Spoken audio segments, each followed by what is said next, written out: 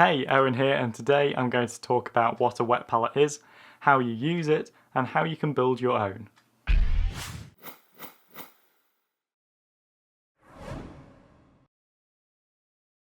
So to use the wet palette, all you need to do is put a little dab of paint that you want to use on it, and the moisture in the paper should thin the paint slightly. However, if it's still not thin enough for you, you can just add a little bit extra water, and then that colour will stay wet for much longer than if you were using a normal plastic or metal palette.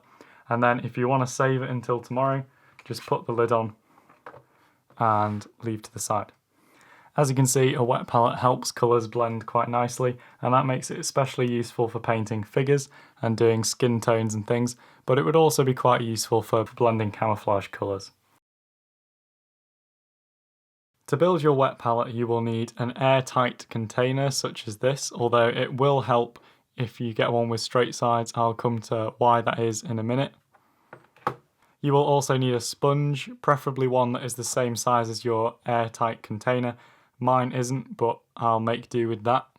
You'll also need some baking paper or parchment paper, depending on which country you're in. And finally, you'll need some water, and I'm using distilled filter water. So this is dead easy. All you need to do is take your sponge and cut it to the same size as your container. This is where having a straight-sided container would help, because the sponge can sit in the bottom. Preferably you want to fill the whole of your container with a layer of sponge. I can't because my sponge is smaller than the container. However, I can work with that. To make it easier to cut your sponge to the size of the container, you could use the inside of the lid as a guide. So, once you've cut your sponge to the right shape, what you then need to do is take your sponge and cut the parchment paper or baking paper to the same size. So I'm just going to roughly draw around my sponge with a pencil. Doesn't have to be exact. And then taking a pair of scissors, I'll cut that out.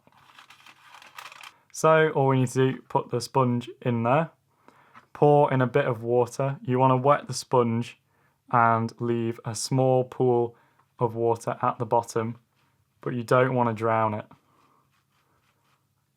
So I'll add a bit more now that that's been absorbed into the sponge.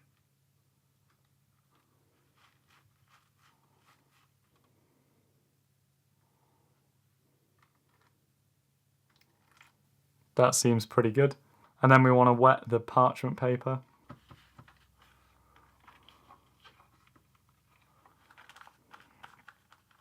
There we go, that parchment paper's damp. It might curl up, but eventually it will uncurl. And just place that on top of the sponge. Now what should happen is moisture is drawn up through the sponge just to the bottom of the baking paper, and then when you put your paint on it, it will absorb some of that water, and also the environment that it's in will keep the paint from drying up. To make it last a few days, simply seal the container like that, and there you go, you have a wet palette. Paint can last about 3 days in here before it turns a bit mouldy like this. You really don't want that happening, so make sure that you change the water every couple of days and the sponge every once in a while. When your baking paper or parchment paper gets to the stage where you don't have any more room on it and you're done using the colours that are on it, you can simply swap it out for a new clean sheet. Obviously you can make wet palettes in any shape or size. You can make a really large one, you can make a really small one. It just depends which fits your needs best.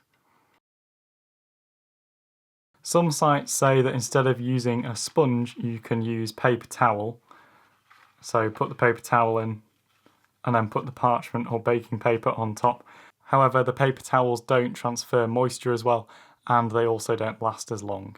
If you don't have a sponge, you could use these as a temporary solution. Another way that some sites may say you can make a wet palette is using a plate and paper towel or sponge, and then you just put your baking or parchment paper on top of that, and obviously add a little bit of moisture. However, obviously a plate can't be sealed, so it's not airtight, so your paints will dry up faster. And again, if you use paper towel instead of sponge, it won't last as long and it won't transfer moisture in the same way. But you could, I guess, if you don't have an airtight container, put a sponge down and your baking paper and then add a little moisture around the edge. And that'll be one really simple way of building a wet pallet. However, if you have the materials, build one like this because it's much better. So there you go, that is how to build your own wet pallet. If you have any questions, leave them in the comments below. I hope you enjoyed this video, thank you for watching, and I'll see you next time.